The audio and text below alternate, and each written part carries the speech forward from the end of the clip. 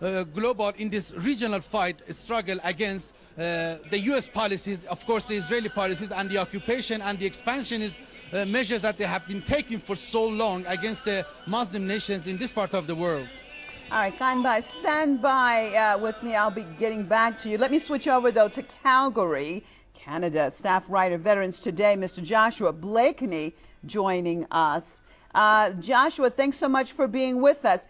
Let's look at this event that is being commemorated in Iran today. How significant was what took place 32 years ago on this day when Iranian university students took over the American embassy? And thanks so much for being with us.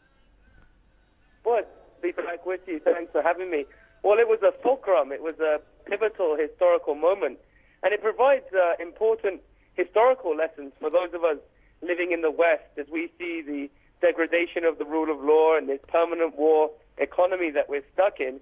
When we have the Occupy movement in North America, it provides a good illustration of how occupations can change global geopolitics and change the outcome and destiny of a whole people. In the case of the Iranian people, it was a bunch of students getting together and courageously going to occupy the U.S. embassy and express their anti-imperialist sentiment, and they changed the outcome of history. In North America right now, the mainstream media, the propagandists that we have in our mainstream media in North America are trying to dismiss the Occupy movement as being negligible and phlegmatic, but in reality, it could have such pivotal outcomes. Of course, the main incentive of those who were occupying the American embassy was the reality that the U.S. was welcoming the Shah, the corrupt dictator who the British and the U.S. intelligence services had installed in 1953 in a coup d'etat to suppress Iranian democracy. And the Iranian students had had enough, and they were in solidarity with the Ayatollah Khomeini, with the Iranian Revolution, and they took such a courageous act and indeed changed the outcome of history. And so it provides, from my perspective as a student myself in North America, it provides a good illustration of how student occupations can have an input into the process. Now, Joshua, there has been some criticism, of course, by some about the takeover of the American embassy in Iran. But do you think that that became a defining moment for the Islamic Republic? Yes, I believe so, because I think it indicated that the Iranian Revolution was not to be a top-down thing, that it was a grassroots, bottom-up expression of discontent. Of course, revolution, because of oppression, and the reality was that it wasn't like the Iranian students were occupying an embassy of a country that had not done anything negative towards Iran. The U.S. has been meddling in the affairs of the Iranian people for decades and decades, and as a result, it was indeed an important expression of Iranian sovereignty that they were asserting themselves. Now, it also impacted, of course, the American election because Jimmy Carter, who had on the season had congratulated the Shah of Iran on his leadership and spread the falsehood that the Iranian people supported the Shah.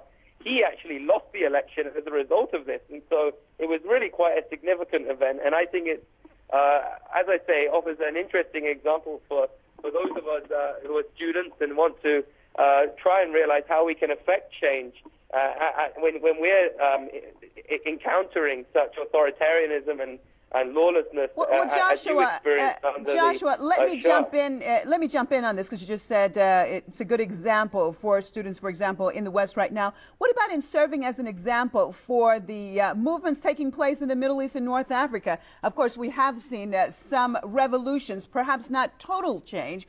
For example, like Egypt, which Mubarak has gone away, but a lot of the former regime still in place. How significant what the Iranians did 32 years ago? Do you think that it could serve as an example for the Middle East and North Africa today?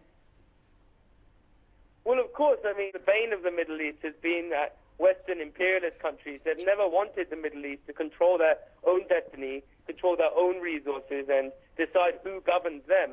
Constantly, there's state and now Tel Aviv always trying to redraw the map and decide who will govern the people of the Middle East, as if they're not quite responsible or mature enough to govern themselves. What happened in 1979 was the Iranian people asserted themselves and said they weren't willing to tolerate Western encroachment and imperialism. So this provided an example, an exemplary example, the whole world, the anti-imperialist struggles of the world, of how to decolonize your country and attempt to extirpate those who like to meddle in their affairs. Okay, so Joshua, thank you so much for that analysis of the situation on the ground in Iran today and 32 years ago. We're going to switch back to the streets of Tehran. Ganbar Nardari is again joining us. Ganbar, what do you have for us? Can you hear me? Yes, I can hear you. Go ahead. Tell us, what do you have now? I understand that you've been talking to some people on the ground there. Well, I mean, this is not just the only street that people have gathered. Several other streets are completely packed with the protesters who are here. And actually, I also talked to some of other protesters and asked their motivation. They told me that they are here for 3 reasons, for 3 important events that they want to remember that. The first one was the forced exile of the late Imam Khomeini, the founder of Islamic Revolution, who had to leave the country and go to Turkey. The second reason was the massacre of more than 60 students in the 1979 revolution at Tehran's university, and of course the embassy takeover. So these are the 3 important events that people have gathered here to mark. But the difference of this year with the previous years is that things have changed. Things have changed for good, to the benefit of the Iranian nation, and of course not to the liking of the U.S., Israel, and its allies. It's difficult to. I cannot concentrate because of the loud noise that I can hear. But I will go on. We will have Saeed Jalili, the Secretary of the Supreme National Security Council, who will talk, who will release a statement, and of course will also reveal a couple of documents about the crimes committed against humanity and the terrorist actions of the United States in this part of the world. Of course, we will also have some guests, Egyptian guests, who will speak during the occasion, and they will talk about their own experiences back in Egypt and in other countries that the revolutions are now happening. So we have a lot of things going on here at the moment, and I'm waiting to see what's going to happen next. Okay, Ganbar, I know it is very difficult for you to talk because of the noise in the background. Well, let me get our viewers up to par. If they're just joining us, you're looking at live images coming out of Tehran. Now, this marking the 32nd anniversary of the takeover of the American embassy on the 13th of Aban, as it's called in Farsi, or the November 4th commemoration of this event 32 years later. We'll be bringing you live coverage from this event throughout the next couple of hours, and more people gather. And of course, we're waiting to see also that statement that's coming up from Saeed Jalili. Well, stay with us right here at Press TV. I'll be back in just over a minute with all the rest of the news on our news bulletin. Thanks so much for staying tuned to Press TV.